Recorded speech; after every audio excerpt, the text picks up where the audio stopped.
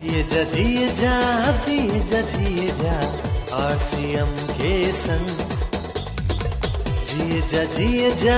लग रहा है कोंडे जी अभी रास्ते में बोल रहे थे कि लगभग 2-1 साल के बाद ओपन प्रोग्राम जो है सेमिनार वो पहली बार हो रहा है। हेलो तो मैं कह रहा था यार पूरे इंडिया में ये रिकॉर्ड मैंने ही तोड़ने हैं।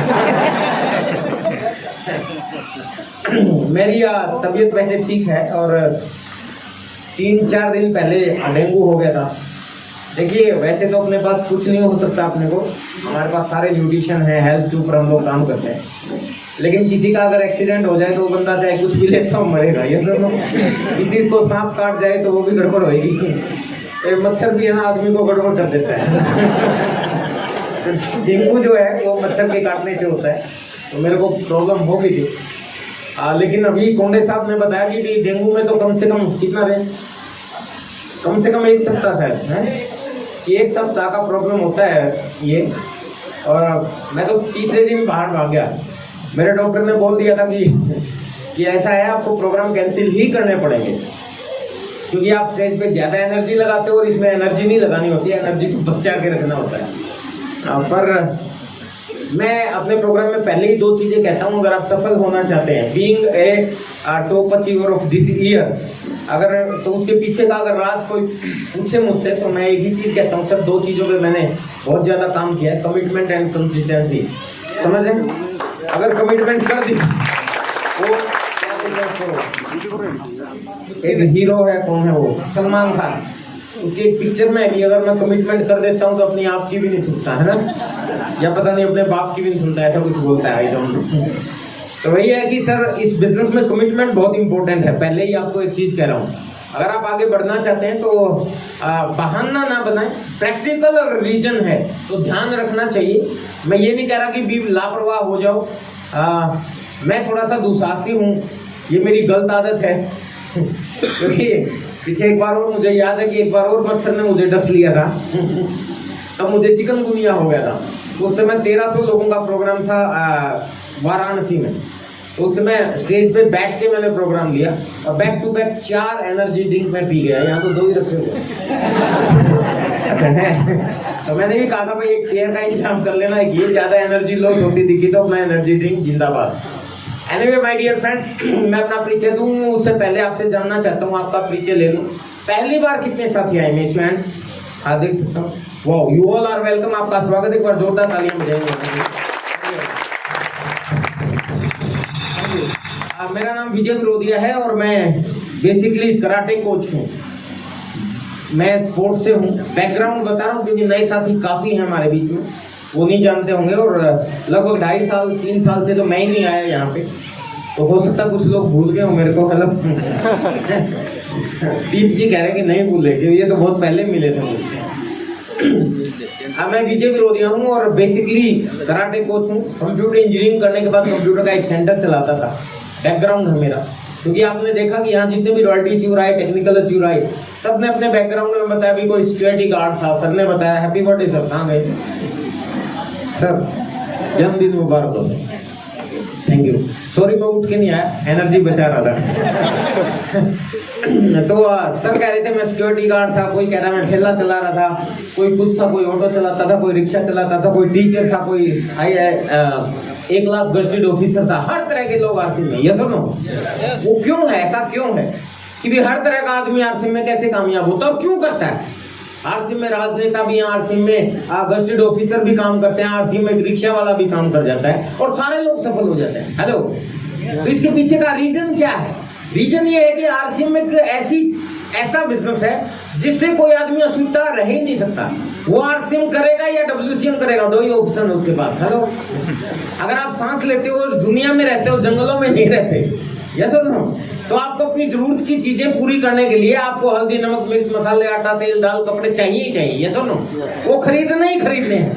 मेरा मानना ये है कि अगर किसी आदमी को आरसीएम समझ में नहीं आता तो इसका मतलब यहाँ से स्क्रू ढीला है। माफ करना किसी को बुरा लगे, लेकिन सर सीधी सी बात है, हालांकि ह्यूमन नेचर है, मानव स्वभाव है, इंसानों को बड़ी बड़ी बात और अच्छी बात एकदम से समझ में नहीं आती।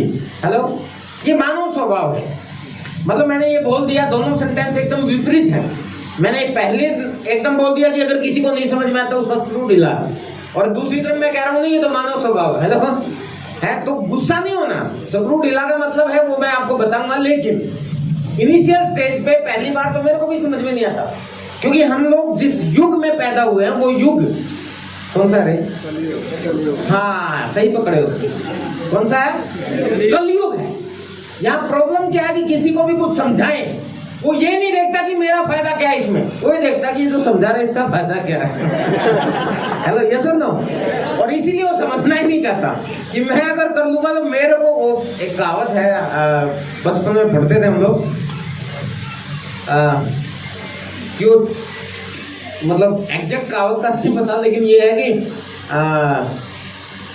घर जले जले लेकिन मूसों को आग हो जाए। हमारे हरियाणा में मूस से मतलब चूहे को बोलते हैं, यानी कि चूहे से अगर आप चलाना हो तो क्या करोगे, चला दोगे। हेलो, लेकिन कोई ऐसा बेवकूफी होता है, मतलब कहानी है ये कोई, कि उसमें घर जल रहा है, बढ़िया बात होगा, चूहों को आग होगी, यानी कि चूहों को वो मिल गया, क्या बोलते हैं, सबक मिल गया, यानी कि चूहों को सबक सिखाने के लिए अपना घर बर्बाद कर ले, वो चीज नहीं होनी चाहिए। तो आदमी को जब हम प्लान दिखाते हैं तो वो आदमी कलयुग का है, और वो ये सोचता है कि यार ये करोड़पति ना बन जाए कहीं।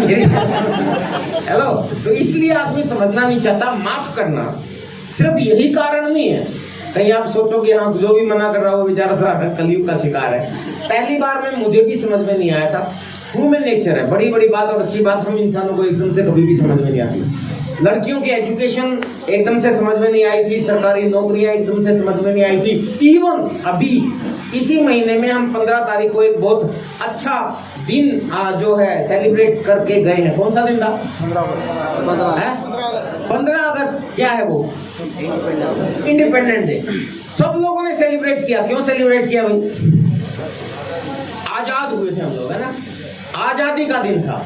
अच्छी होती कि बुरी होती है? अच्छी होती है, अच्छी होती है तभी तो सेलिब्रेट किया।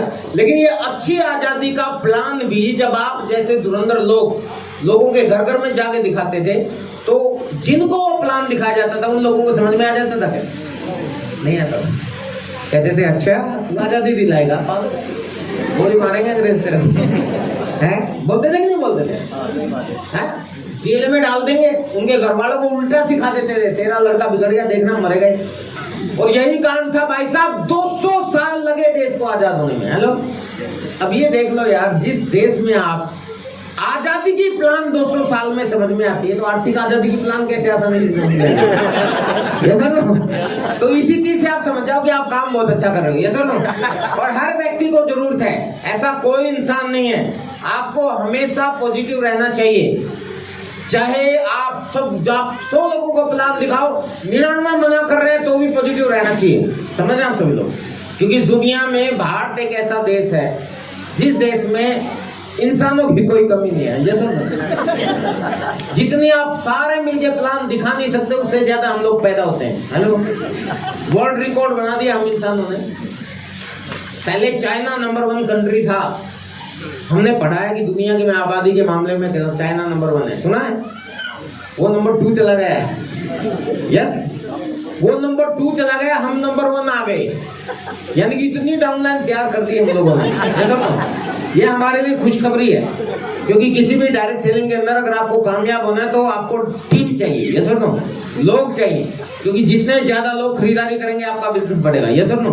और खरीदारी करने के मामले में हिंदुस्तान दुनिया का एक ऐसा देश है जिसको दुनिया का सबसे बड़ा बाजार कहा जाता है। ये थोड़ी देर के लिए उतारू, थैंक यू वेरी मच। सबसे बड़ा बाजार कहा जाता है और हम दुनिया के सबसे बड़े बाजार में हैं। ये बहुत बड़ी गर्व की बात है। जितने भी देश हैं सारे गिद्धों की तरह, गिद्ध समझते हैं हम लोग, गिद्धों की तरह दृष्टि लगाए हुए हैं कि काश भारत में बिजनेस करने का मौका मिल जाए। मुगल यहाँ क्या करने आए थे? बिजनेस करने आए थे ना। अंग्रेज क्या करने आए थे? बिजनेस करने आए थे, राज करने नहीं आए थे। क्यों? क्योंकि दुनिया का सबसे बड़ा बाजार है, यहाँ बिजनेस करके कोई भी बहुत बड़ा कामयाब होता है। और हमें गर्व है, ऊपर वाले ने हमें देश में पैदा किया। हेलो, बहुत अच्छी बात है। तो इसका मतलब क्या हुआ कि हम बहुत बढ़िया जगह पे हैं सर, और हर व्यक्ति को इस बिजनेस की जरूरत है। इसको मैं कितना ही डिटेल में बताऊं, लेकिन मैं कॉमन पीपल, बहुत से लोग हमारे बीच में सर स्टार्टिंग में समझ में नहीं आता लोगों को इसको, ये यूनिवर्सल ट्रूथ है, नहीं आएगा, मुझे भी समझ में नहीं आया था, धीरे धीरे आता है, लेकिन बेसिक सी चीज लोगों को समझाना चाहिए कि इस बिजनेस में कम से कम नुकसान कुछ नहीं है। यस और नो? इसके ऊपर मैं बहुत ज्यादा टाइम ले सकता हूँ, लेकिन जैसा कि कोंडे साहब ने बताया कि मेरे को 4 दिन पहले ही डेंगू हुआ था, और जोश में मैं ज्यादा एनर्जी लगा गया तो मेरे को अगले प्रोग्राम में प्रॉब्लम हो जाएगी, तो इसलिए थोड़ा सा मैं बैठ भी गया। पर मैं पॉइंट्स पे अब रहूंगा, ज्यादा डिटेल में आपसे बात नहीं करूंगा। वो पॉइंट आपको समझने हैं। 2 चीजें बहुत इंपॉर्टेंट है इस बिजनेस के अंदर बढ़ने के लिए, जो मैंने पहले बताया था, कंसिस्टेंसी और कमिटमेंट। यस और नो? कमिटमेंट क्या कि सर अगर आप किसी को टाइम दे देते हो तो उस टाइम को, उस सामने के टाइम की भी वैल्यू आपको समझनी है। समझेंगे? समझ रहे हैं आप सभी लोग? और दूसरा, कंसिस्टेंसी का क्या मतलब है कि ये बिजनेस में अगर आपको कामयाब होना है, होना ही है, तो सर बिना कंसिस्टेंसी से नहीं हो सकते, यानी कि आपको लगातार काम करना पड़ेगा। इस बिजनेस में कई लोगों ने यहाँ स्टेज पे आके एक मैसेज दिया, बड़ा अच्छा लगा मुझे, कि भी मैं अभी इस बिजनेस का स्टूडेंट हूँ, हेलो, और मेरे को स्कॉलरशिप मिल रही है। और एक बंदे ने, किसने बोला था, शायद सर ने बोला था कि मैं स्टूडेंट हूँ और स्टूडेंट को इनकम नहीं आती। ये सर नो, सही बात है, लेकिन फिर भी वो टेक्निकल अचीवर हैं, रॉयल्टी अचीवर हैं, तो उनसे अगर इनकम पूछोगे तो वो गलत है, क्योंकि अभी वो सीख रहे हैं। दुनिया के अंदर कोई भी आप काम करो, चाहे आपको लॉयर बनना हो, आपको टीचर बनना हो, आपको इंजीनियर बनना हो, आपको डॉक्टर बनना हो, तो पढ़ाई करनी पड़ती है। ये सुनो, पढ़ाई करने के बाद पार्टिकुलर उस सब्जेक्ट के ऊपर आपको लगभग 3 से 5 साल देने होते हैं। ये सुनो, इंजीनियरिंग होती है लगभग 3 साल में होती है, आपको लॉयर बनना है वो भी 3 से 5 साल में होती है, आपको MBBS करना है वो भी 5 साल का कोर्स है। ये सुनो, तो ठीक इसी तरीके से अगर आपको आरसिम में सफल व्यक्ति बनना है तो ये भी यूं समझ लो कि 5 साल का कोर्स है। हेलो, 5 साल आपको कंसिस्टेंसी चाहिए। अगर आप ये किसी को लॉयर बनना है या किसी को MBBS बनना है, ऐसा बन सकता है कि वो कुछ महीने आज कर ले, फिर 2-3 साल छोड़ दे, फिर 2 महीने फिर कर ले, ऐसे 5 साल पूरे करे वो 10-20 साल में जाके, तो बन जाएगा क्या? है नहीं, कंसिस्टेंसी चाहिए। कोई भी काम हो सर, ये मैं नहीं कह रहा, मैं साइंस समझा रहा हूँ, आरसिम बिजनेस साइंस है, कोई भी काम हो उसके अंदर कंसिस्टेंसी चाहिए। मेरे को अगर बॉडी बिल्डर बनना है, समझ गए, एक दिन में बहुत सारा प्रोटीन पी जाऊं और एक दिन बहुत सारा जिम के अंदर अपना शरीर तोड़ करूं, तो उससे बन जाऊंगा क्या? नहीं, मुझे कंसिस्टेंसी चाहिए, मुझे लगातार हेल्दी डाइट लेनी पड़ेगी और लगातार मुझे हेल्थ पे काम करना पड़ेगा। ये सब ना, अगर मैं बहुत ज्यादा ओबेस हो गया, मोटा हो गया, मेटाबॉलिक सिंड्रोम का शिकार हो गया, मुझे अपना बॉडी वेट कंट्रोल करना है, तो एक दिन भूखा रहने से काम नहीं चलेगा। ये सब ना, एक दिन आप बहुत सारी एक्सरसाइज कर लोगे, उससे काम नहीं चलेगा। आपको रेगुलर आपको कंसिस्टेंसी के साथ वो रूल्स फॉलो करने पड़ेंगे जो मेटाबॉलिक सिंड्रोम से आपको बाहर निकाल सकते हैं।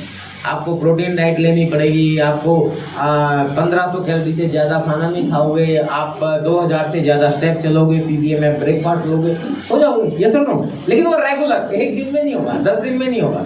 तो ठीक इसी तरीके से सर, अगर किसी भी काम के अंदर आपको कामयाबी चाहिए तो कंसिस्टेंसी चाहिए।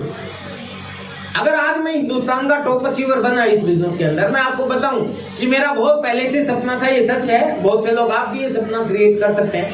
मुझे याद है जब हम लोगों ने ज्वाइन किया था तो आदरणीय सुरेंद्र वत्स जी, जब 1400 रुपए की इनकम होती थी, उस समय वो सोचते थे कि मैं एक दिन स्टेज के ऊपर हिंदुस्तान का टॉप अचीवर बन के जाऊंगा, मेरे अपलाइन है। और उस समय हिंदुस्तान में 2 लोग ऐसे थे जिनकी 1.25 लाख रुपए से ज्यादा की इनकम पर मंथ थी, और उनकी थी 1400 रुपए। उस समय उन्होंने टारगेट लिया कि मैं एक दिन हिंदुस्तान का टॉप अचीवर बनूंगा। बस सोचते थे उसके बारे में और कंसिस्टेंसी से काम करते थे। कहा जाता है इस बिजनेस में जिस काम को आप शिद्दत से चाहते हो, जिस टारगेट को, और उसको पूरा करने के लिए ईमानदारी से प्रयास करते हो, समझे, वो भी बहुत जरूरी है। सिर्फ मुंगेरी लाल के असीम सपने क्यों नहीं, तो उनको पूरा करने के लिए ईमानदारी से आप प्रयास करते हो तो ऊपर वाला भी आपके रास्ते खोल देता है। समझ रहे हैं आप सभी लोग, ये सच्चाई है। तो सुरेंद्र वत्स जी एक दिन हिंदुस्तान के टॉप अचीवर बने। सर मैं भी तभी से सोच रहा था कि एक दिन ऐसा भी आएगा कि हिंदुस्तान में मेरा भी ढंका बजेगा। हेलो, मैं सोचता रहा। ये हिंदुस्तान में नहीं, मजे की बात ये है, मैं मेरी तारीफ नहीं कर रहा हूँ, आप सब लोगों की तारीफ कर रहा हूँ, चाहे आप किसी भी टीम में हो। मजे की बात ये नहीं है कि हाँ मैं टॉप अचीवर बता, मजे की बात ये है कि हिंदुस्तान के अंदर आरसीएम ने डायरेक्ट सेलिंग के इतिहास में टॉप अचीवमेंट हासिल किया, और इसके लिए हर वो व्यक्ति बधाई का पात्र है, चाहे वो किसी भी टीम से हो, चाहे उसका बिजनेस बड़ा हो, चाहे उसकी पिन चेंज हुई हो या ना हुई हो, लेकिन पूरी इंडस्ट्री के अंदर तहलका मच गया। डायरेक्ट सेलिंग इंडस्ट्री में हिंदुस्तान में आरसीएम ने जो किया है, वो भी एक ऐसे समय में जिस समय में एक मजदूर से लेके बड़े बड़े अरबपति तक प्रभावित हुए। पता ना आप सब लोगों को, हम लोग इसी आपके औरंगाबाद में, मैं पहले भी आया हूँ, आज से 3-4 साल पहले आता था, 8-10 साल पहले भी शायद आया हूँ, मुझे याद नहीं है। और जब भी मैं बोलता था कि सर जिंदगी के साथ भी, जिंदगी के बाद भी ये बिजनेस है, ये सुनो, आपके सारे अपलाइन ये बोलते आए, चाहे कुछ भी हो जाए, ये बिजनेस आपको बहुत आगे लेके जाएगा। रॉयल्टी के बारे में हम लोग बताते आए हैं कि इस दुनिया में लेखक, गायक और साइंटिस्ट 3 तरह के लोग रॉयल्टी लेते हैं, ये सुनो भी। उसके बाद अगर कहीं रॉयल्टी चाहिए, मरने के बाद भी जीवित रहना चाहते, तो ये बिजनेस आपको रॉयल्टी देता है। हेलो, बोलते हैं ना हम लोग, ये तो हम बोलते आए हैं, लेकिन कई लोगों ने मेरे से एक दिन बात कही, क्यों बोले जी ये बात गलत है। मैंने कहा कैसे? उन्होंने कहा जी लेखक, गायक और साइंटिस्ट की रॉयल्टी खतरे में। तो मुझे भी दिखाई दे रही, सही बात है, क्योंकि लेखक मुंशी प्रेमचंद जी ने जो किताबें लिखी, गोदान और बहुत सी किताबें लिखी, उनकी किताबों को आप जानते हो, आपके पापा जी, दादाजी ने पढ़ी, आपने खरीद के पढ़ी, मैंने खरीद के पढ़ी, लेकिन आपकी आने वाली संतान ने क्या उनकी किताबें खरीदेगी? अभी तो इलेक्ट्रॉनिक्स युग है, ई बुक्स आ गई है, ये सुनो है, नेट पे सर्च करते हैं, प्रिंट आउट निकालते हैं, स्टिच कराते हैं जयराम जी की। हेलो, ये सुनो, तो उन सबकी रॉयल्टी खतरे में। ये सुनो, लेखक का, साइंटिस्ट का एक एग्जांपल देते थे कि भी बल्ब बना के चला गया, बल्ब जिंदगी में हमेशा यूज होगा, उसको रॉयल्टी मिलेगी। हेलो, इस हॉल में कोई बल्ब दिखाई दे रहा है? नहीं। बल्ब के बाद CFL आ गई, CFL के बाद LED आ गई, आने वाले समय पता नहीं क्या आएगा। ये सुनो, उनकी रॉयल्टी खतरे में। अब गायक को देख लो भाई, मोहम्मद रफी जी, किशोर कुमार जी के गाने मुझे बहुत पसंद है, आपको भी पसंद, आपके पापा जी, दादाजी को भी पसंद है, लेकिन आपके बच्चों को पसंद होंगे? उनको तो ये पता नहीं क्या ये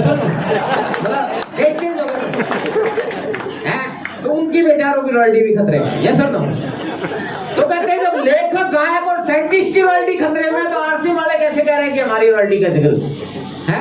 तो क्यों हम बोलते थे कि हमारा बिजनेस कपड़े का बिजनेस है और कपड़ा हर आदमी की जरूरत है। ये सुन लो, तो बोले क्या पता आगे आने वाले फैशन हो जाए कपड़ा पहनना छोड़ दे। तो मैंने कहा, मैं भी सोच में पड़ गया, मैंने कहा यार ऐसे कैसे हो? तो देखो देखो छोटे होते जा रहे हैं, नीचे से भी ऊपर से भी, तो हो सकता है आने वाले। मैंने कहा भाई छोटे बड़े हो सकते हैं, लेकिन बिल्कुल नहीं छोड़ सकते, नहीं छोड़ दिया तो मैंने कहा यार हो सकता है आने वाले समय में कपड़े की जगह हो सकता है पॉलिथीन पहनना शुरू कर दे। कोई बात नहीं, आपसे में पॉलिथीन आ जाएगा, क्या प्रॉब्लम? अपनी रॉयल्टी खतरे में नहीं है सर। जैसे एग्जाम्पल के तौर पर कोविड आया ना, अभी सबको पता है लहर 1, लहर 2 और अभी लहर 3 का जिक्र चल रहा है। अपने को कोई टेंशन नहीं है। जब कोरोना आया, मजदूर से लेके अरबपति तक प्रभावित हुआ, सबको पता है। हेलो, बर्बाद हो गए, बहुत सी इंडस्ट्रियां तबाह हो गई, देश तक बर्बाद हो गया, सबको पता है। हेलो, बहुत बुरा हाल हो गया, लेकिन ऐसे ही समय में भी आरसीएम यूं चलता है। हेलो, हमने 13 साल का रिकॉर्ड तोड़ा।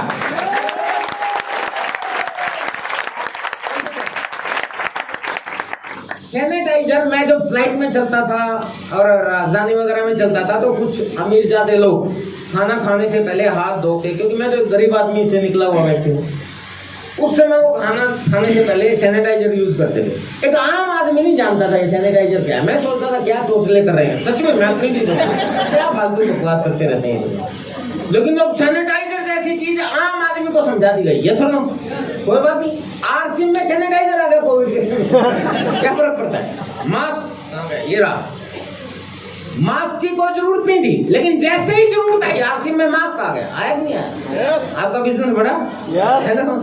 तो सारी चीजें, तुलसी चाहिए थी, गिलोय चाहिए थी, न्यूट्रिशन चाहिए थे, आपको हेल्दी प्रोडक्ट चाहिए थे, वो कोविड में जो चीज चाहिए वो सब कुछ आरसी ने दे दी। हेलो, काढ़ा चाहिए उस समय में लोगों को मिल नहीं रहा था, आरसी ने दे दी।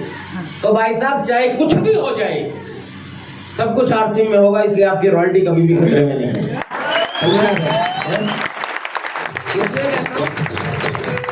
कि चाहे आप बहुत बड़े ऑफिसर हो, चाहे आप बहुत बड़े अरबपति हो, चाहे आप बहुत बड़े बिजनेसमैन हो, चाहे आप रिक्शा चलाने वाले हो, चाहे ऑटो चलाने वाले हो, हर काम करने वाले के काम पर प्रॉब्लम आ सकती है, लेकिन अपने इस बिजनेस में प्रॉब्लम नहीं आएगी। ये हमने 2 लहरों में देख लिया है। इन दोनों लहरों में हमारा बिजनेस दिन दोगुनी रात चौगुनी तरक्की से आगे बढ़ा है। ये सुनो, हमने वो कर दिखाया जो आज तक कोई और डायरेक्ट सेलिंग भी नहीं कर पाई। हालांकि बोला जाता है कि डायरेक्ट सेलिंग इंडस्ट्री पे इसका कोई प्रभाव नहीं पड़ा, बढ़िया हुआ है, लेकिन हमारा आरसीएम का तो बढ़िया का भी बढ़िया हुआ है। ये सुनो, उसका रीजन क्या है? क्योंकि हमारे पास जो प्रोडक्ट हैं वो ऐसे हैं जो हर आदमी को चाहिए, नहीं चाहिए ही चाहिए, है ना। जरूरत नहीं है, मजबूरी है। अब बताओ, लॉकडाउन में आप सारे लोग बंद थे, अभी कोंडे जी ने बताया कि महाराष्ट्र में हम लोगों ने वो घर से निकलना बंद कर दिया था, ऐसा ही हुआ था। अब बताओ, आरसी में आटा, तेल, दाल, चावल, तेल ये है। अब घर में बैठे बैठे आपने खाना कम किया कि बढ़ाया? बढ़ाया ना, तो बिजनेस बढ़ेगा कि घटेगा? पहले हमें बहुत से लोगों से मिलता था, कई लोग बेचारे नहाते भी नहीं थे। हेलो, 1 सप्ताह में 1 बार नहाते थे। अब ऐसे समय में घर में पड़े पड़े नहाना पड़ा कि नहीं नहाना? बहुत से लोग हाथ ही नहीं धोते थे 1 महीने तक, है ना। अब कोविड में ये कहा कि भी बार बार धोने पड़ेंगे, एक दिन में 10 धोए। आरसी में 10 तरह के साबुन है, बताइए बिजनेस बढ़ेगा कि कम होगा? हेलो, तो भाई साहब इनिशियल कमोडिटी का प्रोडक्ट है, हर व्यक्ति को चाहिए ही चाहिए। आपको आरसीएम की जरूरत नहीं है, आरसीएम आपकी मजबूरी है। इसलिए कहता हूं, जो करते हैं अपने बीवी बच्चों से प्यार, वो नहीं कर सकते आरसीएम से इनकार।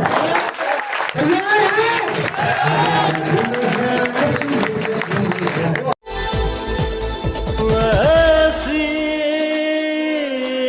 हंसती है, वैसी हंसती